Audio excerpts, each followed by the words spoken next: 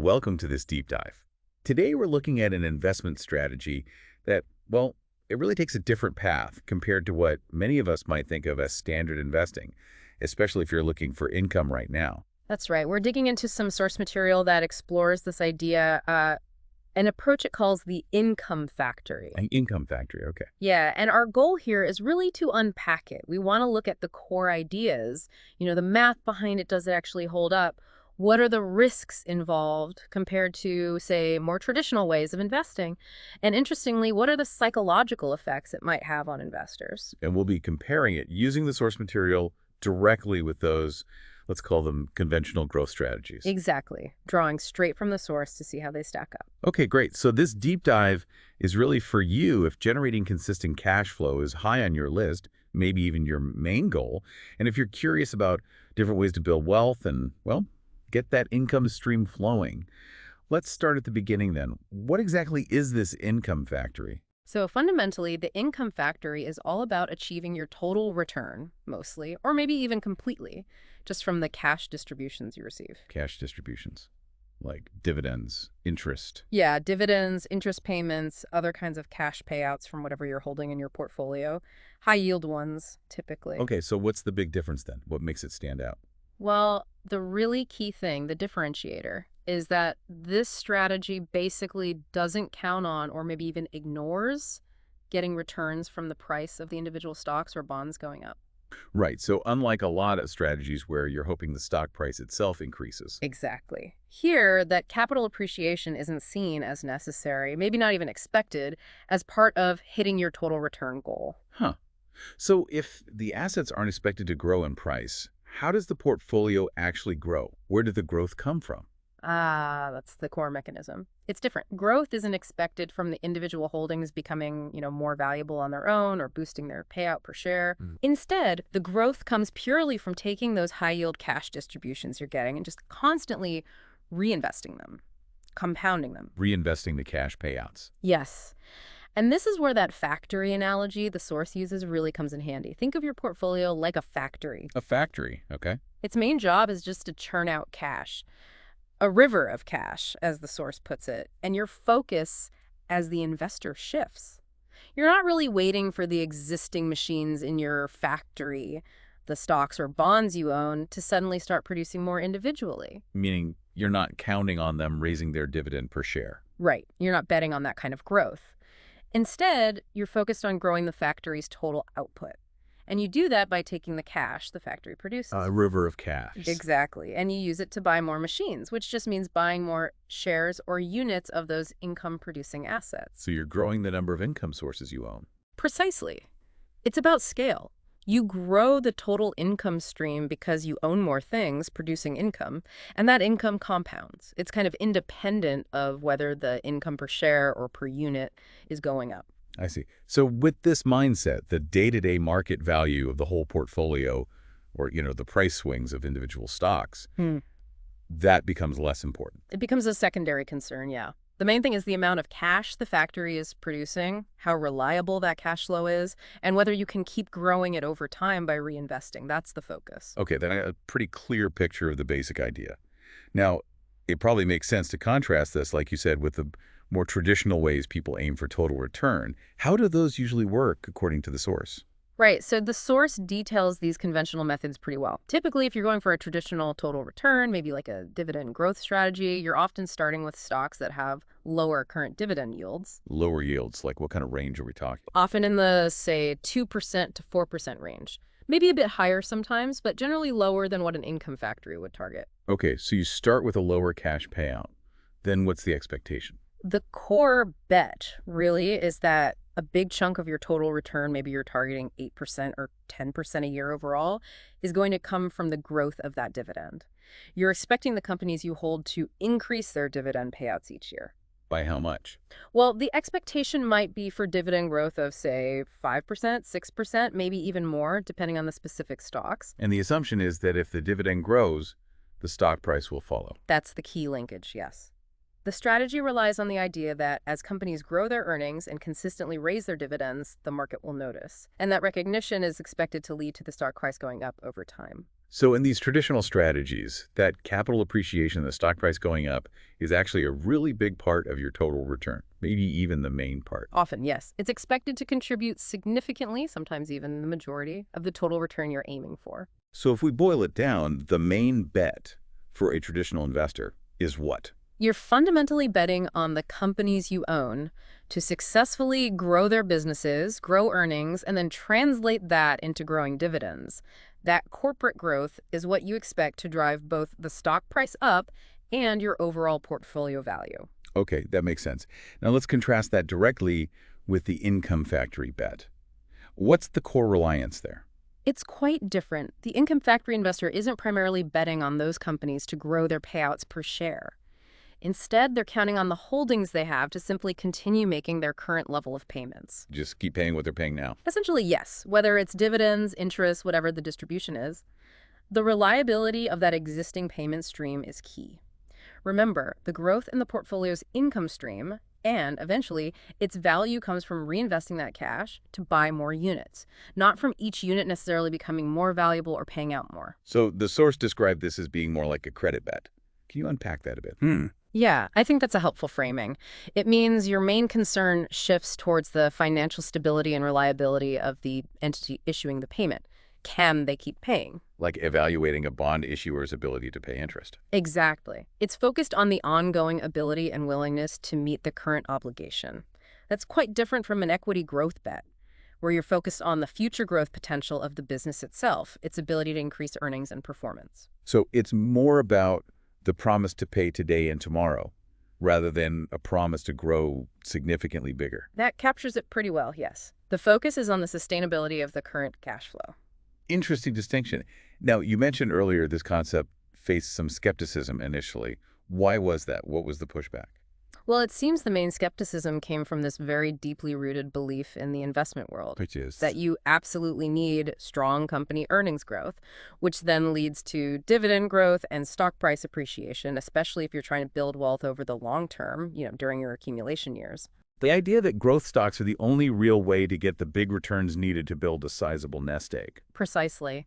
There was doubt about whether just collecting and reinvesting high yields without that underlying per-share growth could really measure up over time. But the source argues against that, based on math. Yes, exactly. The source really hammers home a fundamental mathematical point that kind of cuts through that assumption. Okay, what's the principle? It's that a specific total rate of return, let's just pick 10% a year as an example, can mathematically be achieved through any combination of the two main parts: the annual yield you receive in cash and the annual growth rate, which includes both dividend growth and the capital appreciation that typically follows it. As long as they add up to the target. As long as yield plus growth equals that target total return, say 10%. The math doesn't care how you get there. 2% yield plus 8% growth gives you 10%. 5% yield plus 5% growth gives you 10%. And crucially, 10% yield plus 0% growth also gives you 10%. Huh. Okay, so what happens when you compound these over time? This is the kicker. If you take two different portfolios, one using a traditional low-yield, high-growth approach, and one using the high-yield, zero-growth income factory approach, and if both of them actually manage to achieve that same 10% total return each year, then purely mathematically, after any given period, say 10 years, 20 years, they will end up with the exact same total market value. Wow. The same end value, even though they got there in totally different ways. Identical end value. The paths are radically different, absolutely. The source uses these examples, portfolio A, B, and C, to illustrate this. Let's quickly walk through a simplified version. Imagine you start with $10,000 and aim for 10% total return a year for 10 years, reinvesting everything. Okay. Portfolio A is your classic growth strategy. Maybe it yields only 2%, but you're banking on 8% growth each year from dividend increases and price appreciation.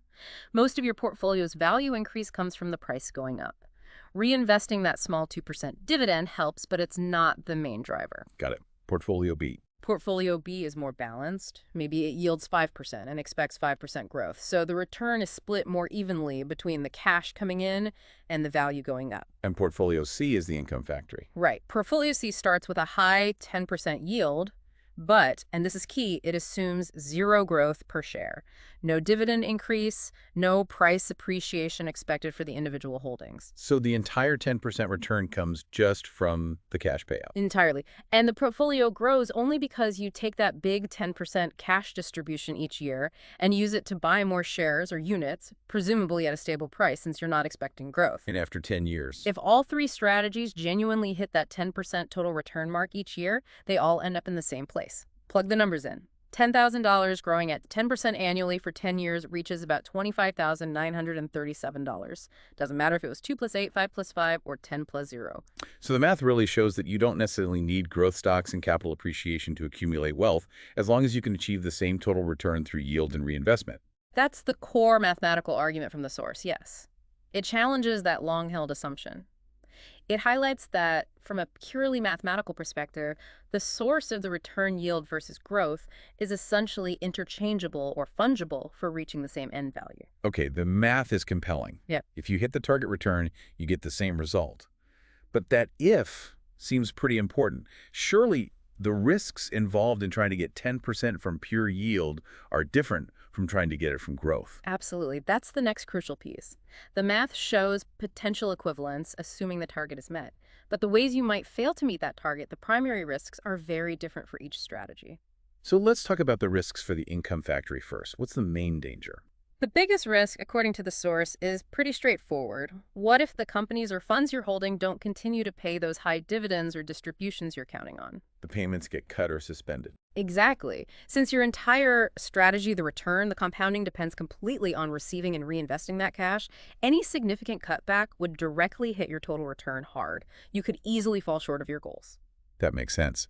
So how do income factory investors try to manage that risk? The key strategy emphasized is diversification, and not just owning lots of different stocks or bonds. But diversifying in other ways, too. Yes. Diversifying across different types of funds, across different asset classes that generate yield in different ways and have different risk drivers, maybe even across different managers or investment structures. The idea is to avoid having all your income eggs in one basket, so to speak. And you mentioned asset classes. Why is choosing the right type of high-yield asset so important here? Aren't all high yields risky? Well, high yields often do signal higher risk, but the nature of that risk can vary enormously depending on what's generating the yield. A very high yield on, say, a distressed corporate bond might signal a high chance of default. That's one kind of risk. But a similarly high yield from perhaps a well-managed business development company, BDC, holding secured loans, or an MLP operating essential pipelines under long-term contracts, or maybe a closed-end fund using leverage or options. The risks there are different. They relate more to the specifics of their business models, regulations, interest rate sensitivity, management skill, where they sit in the capital structure. So you really need to understand why the yield is high for each specific type of investment. Absolutely. You can't just chase the highest number. You need to understand the source of the yield and the specific risks associated with that asset class or structure. Okay, now let's flip it. What's the main risk for the traditional strategy, the one relying on growth? The major risk there is kind of the mirror image. What if the companies you picked simply don't grow their earnings and dividends as much as you expected? The growth doesn't materialize. Right. You started with a low yield, maybe 2–3%, banking on that 5–6% growth to get you to your 8% total return. If that growth stalls or is much lower than expected, you're left with a pretty poor return overall because that low initial yield gives you very little cushion. And how do traditional investors mitigate that risk? Diversification, again, is the main tool. Owning a wide range of growth-oriented companies across different industries and maybe geographies makes it less likely that your entire portfolio will hit a growth wall simultaneously. Some might falter, but others will hopefully pick up the slack. Makes sense. Now, the source also mentioned a risk that kind of hits both strategies.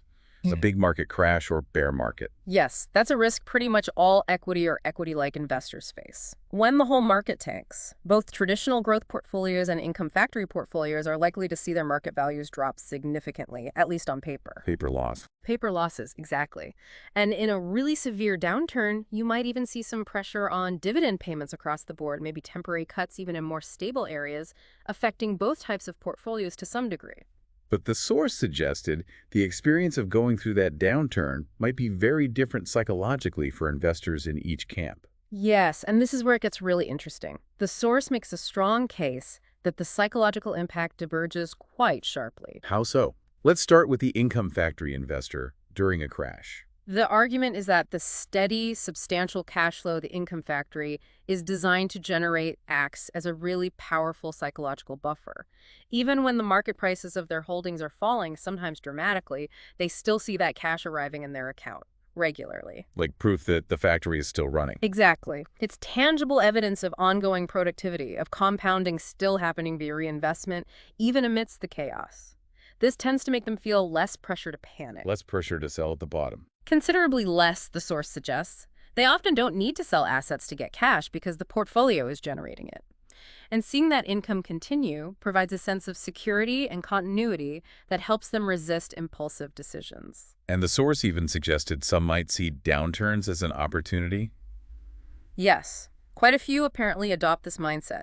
They see falling prices as a chance to reinvest their steady cash distributions at lower prices, which means buying more shares or units for the same amount of cash. Locking in higher effective yields on those new purchases. Precisely. So paradoxically, a market downturn can actually feel like a way to accelerate the future growth of their income stream. They're buying income on sale. Okay, that's a very different perspective. How does that contrast with the experience of a traditional growth investor in a downturn? Well, think about their situation. Their portfolio value is likely dropping significantly big paper losses. And importantly, their portfolio probably isn't generating much cash flow. Remember the low starting yields. So they see losses mounting, but not much cash coming in to offset it. Right, that combination can create a much greater sense of vulnerability, of financial stress. The psychological pressure to do something, which often means selling to stop the pain, can become immense. And selling during a downturn locks in those paper losses. Turns them into real losses, yes. And critically, it often means they miss the eventual market recovery, which is absolutely essential for their growth-focused strategy to actually work over the long term. The source had an anecdote about this, right? About a friend with a utility portfolio. Yes, it was quite illustrative. This friend had a portfolio mostly in utilities and infrastructure, yielding a solid 6–7%. Not maybe a pure income factory, but definitely generating significant, steady income. Okay. But despite this reliable income stream, the friend would still get really anxious during market dips, constantly reading negative news, wanting to sell. Even though the cash was still flowing. Even though the cash was still flowing and being reinvested, the conversation apparently kept coming back to reminding the friend, look, forget the market noise for a second. Your portfolio is doing its job. It's generating X dollars in dividends this month, just like last month, and you're reinvesting it. That income stream is growing. So the point is, even if you have an income-rich portfolio, you need to actually understand and value that income stream for it to provide that psychological stability. That seems to be the key insight. You have to internalize the idea that your primary goal, growing the income, is still being met, steadily compounding away through reinvestment, regardless of what the market prices are doing in the short term. And if you can really get your head around that. Then it provides that psychological peace. It helps you stay disciplined, avoid panic selling, and ultimately stick to your plan, which usually leads to better financial outcomes. The source also used the rule of 72 to kind of quantify this compounding difference, right? Yeah. Especially during flat or down markets. Yes, that's a great way to see the financial basis for this patience. The rule of 72 gives you a rough idea of how long it takes for something to double based on its growth or return rate. You just divide 72 by the rate. So apply that to the income stream itself. Okay, let's take that traditional portfolio yielding, say, 2%. Using the rule of 72, it would take about 36 years, 72 divided by 2, for that income stream to double, just by reinvesting itself, assuming the yield stays constant. 36 years, that's a long time. It's a very slow doubling rate for the income part. Even if market volatility bumps the yield on new investments up to 3%, it's still 24 years to double the income. If prices aren't growing either, you can see how someone might feel stressed, like nothing's happening, and feel that urge to bail out. Right. Now compare that to a higher yield, like the 6% from the anecdote, or maybe even higher for a dedicated income factory. Okay, a 6% yield, 72 divided by 6 is 12. So the income stream doubles roughly every 12 years just from reinvestment. If you have a 9% yield, 72 divided by 9 is 8 years. The income doubles every 8 years. Much faster. Much, much faster compounding of the income itself. Now, this doesn't mean the total portfolio value doubles that fast unless the yield is the total return, like in a pure income factory. But it shows that the income engine is growing at a really tangible, visible rate. And seeing that faster income growth provides that cushion. Exactly. It's a significant financial and psychological cushion. An investor getting 6% or more knows that even if that's not their entire target return, it's a big chunk of it. And they can see it actively growing demonstrably just by reinvesting. Which makes it easier to ignore the market noise and stick with the plan during downturns. Much easier, the source argues. You keep the faith because you see real progress in your income stream, unlike someone staring at falling prices with only a tiny trickle of cash coming in. This whole idea of blending maybe a higher yield with some growth expectation leads into another concept from the source, right? The income factory light. Yes, the AFL, or income factory light.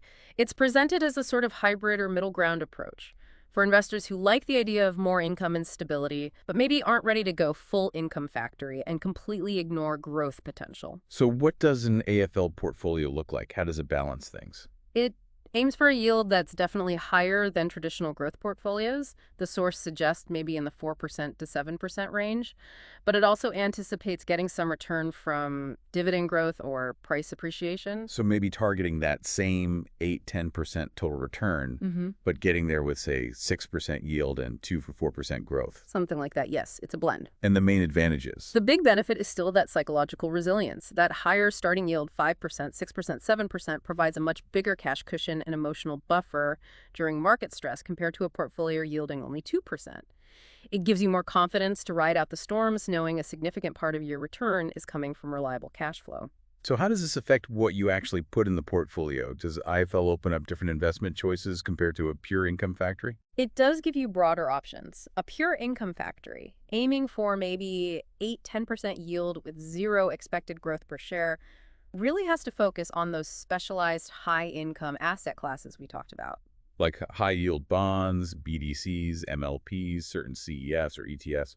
Things designed purely for a high payout. Exactly, because that's the only way to hit that high-yield target without relying on growth.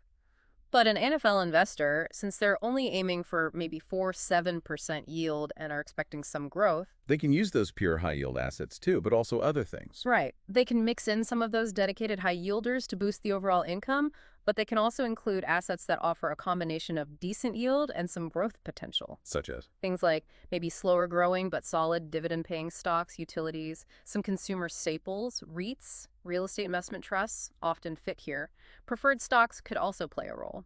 These tend to yield more than typical growth stocks, but might still offer some modest appreciation or dividend growth potential over time. They sit in that middle ground. So the AFL gives you a wider menu to choose from.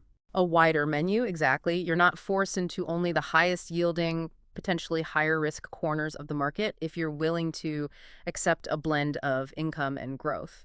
And the source suggested people should maybe look at their current portfolios to see if they're already leaning this way. Yeah, that was a practical suggestion. Take a look at what you own, add up the yields. Do you already have a bunch of holdings spitting out decent cash flow? Maybe your portfolio yield is already pushing 5% or 6%.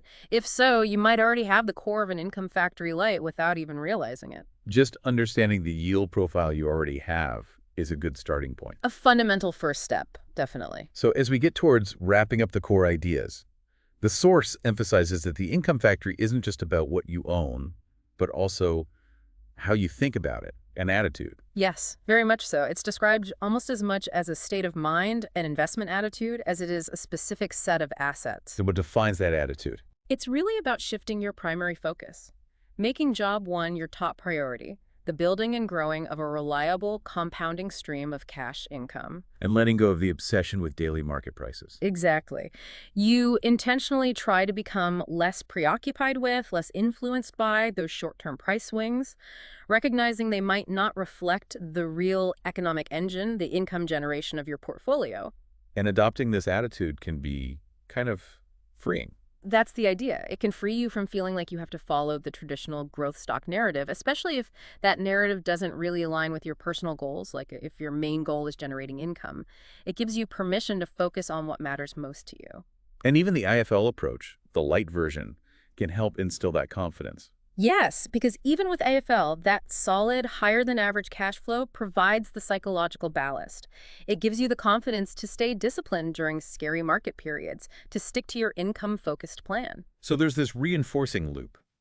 The strategy provides cash, the cash provides psychological stability. The stability helps you stick to the strategy, which helps you achieve the financial benefits over time. Beautifully put. That self-reinforcing cycle of psychological, emotional, and financial benefits is really at the heart of why proponents find the income factory mindset so powerful.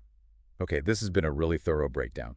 Let's try to quickly summarize the key takeaways from our dive into the source material on the income factory. Sure. We've seen it's a distinct alternative strategy, focusing squarely on reinvesting high cash yields for growth, rather than relying on capital appreciation like traditional methods. And critically, we saw the math checks out. You can reach the same total return endpoint through different combinations of yield and growth. It's mathematically valid. Right. We also looked at the different risk profiles. The income factory's big risk is payment cuts, mitigated by diversification across income sources. Traditional growth's risk is growth failing to show up, also mitigated by diversification. And perhaps most compellingly, we explored those significant psychological advantages the income factory approach seems to offer, particularly that resilience and even opportunism during market downturns, driven by the steady cash flow. Absolutely. That psychological dimension is a key part of its appeal, according to the source. So it's important to reiterate, this isn't being presented as the best strategy for everyone, right? Not at all. The source positions it as a viable, sound alternative. Whether it's right for any particular investor really depends on their individual goals, especially their need or desire for current income, their tolerance for the specific risks involved, and frankly, their own psychological makeup and how they react to market volatility. It offers a different path with different trade-offs and potentially different emotional experiences along the way. Exactly. Okay, so let's leave our listeners with a final thought to chew on, building on what we've discussed from the source. Sounds good. Given that we've seen the math shows potential equivalence in total return between compounding high income versus relying on price growth, and given the really distinct psychological effects that steady income stream seems to provide, here's the question for you to consider. How might deliberately shifting your focus towards building and compounding a reliable income stream, whether it's a pure income factory or an AFL approach, how might that change your investment decisions, your behavior during market stress, and ultimately your overall peace of mind, especially when things feel uncertain out there?